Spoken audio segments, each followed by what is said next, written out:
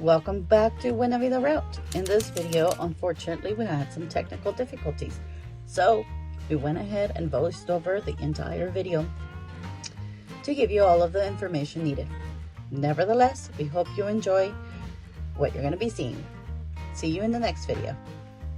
Esta belleza es una misión. Vamos a conocerla. Good morning. Today we are at Mission San Miguel Arcángel. Maybe many of you don't know that much of California and a lot of the Southwest was established by Spaniard monks, and the way that they went about doing so was building missions. So this one is one of the missions here in the town of San Miguel, which is about 10 minutes north of Paso Robles. It is a beautiful adobe construction. As you can see, there's a fountain in the courtyard. This area is known for vineyards, olive plantations, lavender fields, as you saw in our previous video in the harvest hose that we stayed in. They also plant a lot of stone fruits, which means a lot of the farms can be visited, especially if you're a wine aficionado. There are lots of vineyards with wine tastings to be part of. Let me show you the veranda, the beautiful fountain, and Andres walking around it. The building itself is a master in architecture, and its original doors, adobe walls, and the magnitude of these columns. The building was established in 1797, which means in 1997 it became 100 years old. Today is 2024. Tell me, how long has it been standing here? Let me know in the comments. Here we can see some grinding stone made out of granite, and I'm going to guess that they were used for grinding olives. This is an olive tree. Here is an olive. Now olives can't be eaten right out of the tree. They first need to be cured, but they can be pressed down to make olive oil. Like you see in the sign that it tells you that they would be crushed to get the olive oil out. That first oil that you get, the press, cold press, extra virgin olive oil. Then you can place them again into bags and crush them once again to let the less intense or lighter flavor oil come out. We can also see they have a sundial here. It is a self-guided tour that we pay $10 per person to get in. In this, the Salinas room, the indigenous people of the area were called the Salinas. They lived in small communities, grounds, and used the natural resources of the area. Here are some of the items found in excavations, like pottery, basketry, and hunting weapons. Till this day, the native people living in this area of the San Luis Obispo to Monterey area are the Salinas, name given by the river that runs through the counties. They were known for their beautiful baskets, and of course, the Mexican influence was a strong one, as seen here in the collection of molcajetes and petates. For their baskets, you can see the different pine needles that they would use to weave them.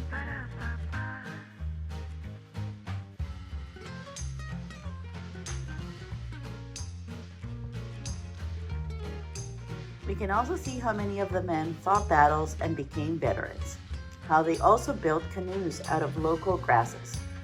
We can also see bear traps, mostly for grizzlies, which sadly can't be found in California any longer. I can find the similarities to when I went to Peru, and how the natives there still make canoes out of datura grasses. The more I have traveled, the more commonalities I can see between the cultures, especially those original to these lands. And now we are entering the mission room, which was originally used as their wine-making room and storage. Nowadays, it displays items of what the daily lives at the mission must have been like back in the 1820s, including the original wine cellar, instruments such as a loom, meal prepping instruments, construction tools, abalone shells used as vessels, etc. Here is a model of what the mission would have looked like. It was quite large, with a similar Spaniard and Mexican architectural design, where they would have the center courtyard, while the living quarters would be all the way around. This, of course, gives you an opportunity to have a veranda all the way around, but also to have windows allowing for maximum airflow. We see here the tool to make candles, because back then, of course, they didn't have any electricity. We also see another set of looms. But first, let me show you the beautifully embroidered baby clothing, plus a few antique pieces just as part of an altar that came from Spain, and it was used in a church in Mexico.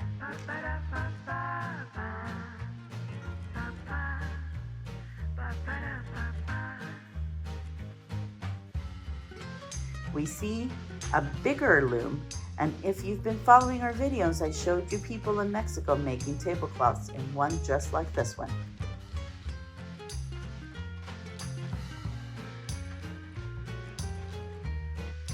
Then, as I have mentioned before, this area is really big on wine production. So here we see all of the traditional tools for winemaking.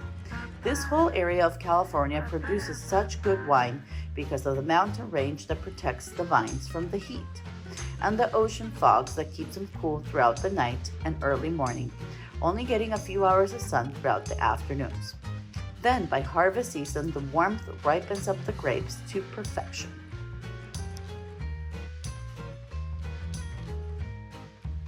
More antiquities and another model, including the bell tower we saw outside. Also, some pictures of how the mission used to look like before there were any buildings around. In fact, the mission has suffered some damage over the years, and they are trying to raise funds to restore it. So far, they have raised $12,385,000, but apparently they still need another $4,400,000 to be able to finish the retrofitting for earthquake damage.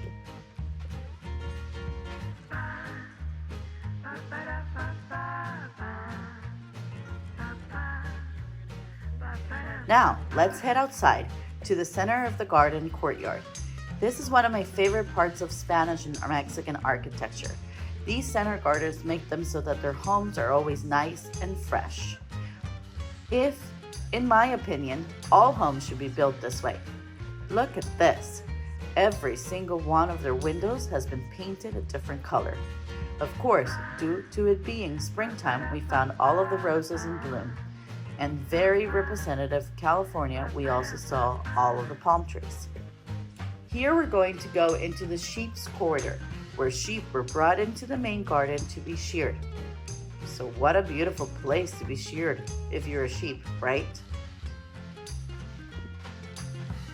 On August 27, 1795, Padre Buenaventura reported to Padre Fermín de Lausanne that the lowlands and proposed construction of the mission was sufficient to grow 300 fanegas of wheat.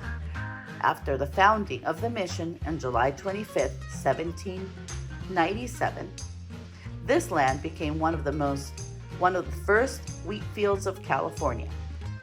By the first harvest, they got 4,700 bushels of wheat. Going through this corridor would take you to the plot of land where the wheat was planted. This was reported back to Spain. We can see some of the instruments used for the cattle and the yoke for the bulls. Now we're going to go into the living quarters. The first thing that catches my eye is the height of the door opening. In fact, you can see there's a sign warning you. I find it interesting that so many of the native cultures, it is very common to see this as well, lower door openings. Immediately, we walk into what used to be their kitchen with a wood-burning oven, plus instruments like a mortar and pestle, and the grinding stones to grind their grains.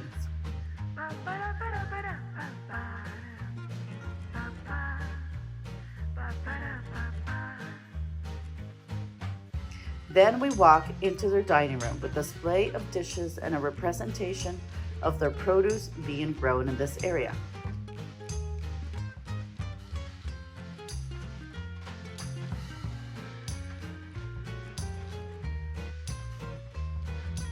Once again, we continue walking and come into their bedrooms to find a bed with interlaced straps. We still do that at my shop.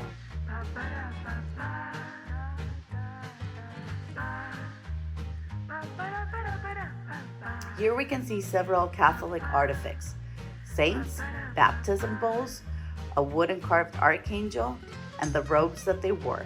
A gorgeous silk velvet chair, but only someone like me would recognize that. And of course, music sheets. Then we walked into the chapel where the chorus was practicing. So out of respect, we didn't film or enter any further. So hopefully you were able to hear a bit of the practicing for Mass. They still hold Mass here every Saturday at 5 p.m. in English and a las 7 de la noche en español, and every Sunday at 9 a.m. in both English and Spanish. They're just like us at Buena Vida Route, doing it in both languages. Chiva, no? Lastly, here's something that I didn't know about California's history. This is the apostle of California, Junípero Serra, who died 200 years ago after a life dedicating of spreading the gospel of Jesus Christ. He was born in 1784 and died in 1984. That somehow doesn't sound right that he lived 200 years. I don't know about you, but this is what the plaque says. You be the judge. If you found this video interesting, please leave us a comment. Follow, like, and subscribe, and we'll see you here next week.